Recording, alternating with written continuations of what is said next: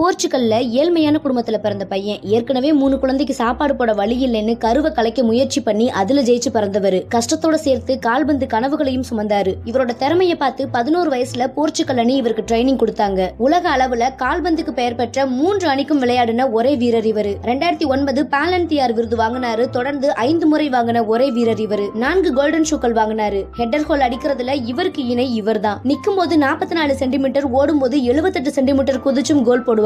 சின்ன வயசுல இதய நோயால பாதிக்கப்பட்டு வேகமா நடக்க கூடாதுன்னு சொன்னாங்க. ஆனா இப்போ மணிக்கு 33 கிலோமீட்டர் ஸ்பீட்ல ஓடக்கூடியவரா மாறினாரு. படிப்பை பாதியில நிறுத்த வேண்டிய சூழல். ஆனா இவரை பத்தி கனடாவுல யூனிவர்சிட்டி ஆஃப் பிரிட்டிஷ் கொலம்பியால ஒரு டிகிரியே வைக்கிற அளவுக்கு உயர்ந்திருக்காரு. 2016 மதிரா இன்டர்நேஷனல் ஏர்போர்ட்டுக்கு இவரோட பெயரை வச்சாங்க. தான் வாங்கின உயரிய விருதுகளை ஏலமிட்டு மக்களுக்கு உதவி செய்யறாரு. சாப்பாட்டுக்கே வழி இல்லாம கஷ்டப்பட்டாலும் உயரிய கனவுகளை சுமந்தா அதுக்காக உழைச்சா உலகமே உள்ளங்கையில தானே நிரூபிச்சவர் தான் கிறிஸ்டியானோ ரொனால்டோ அவர்கள்.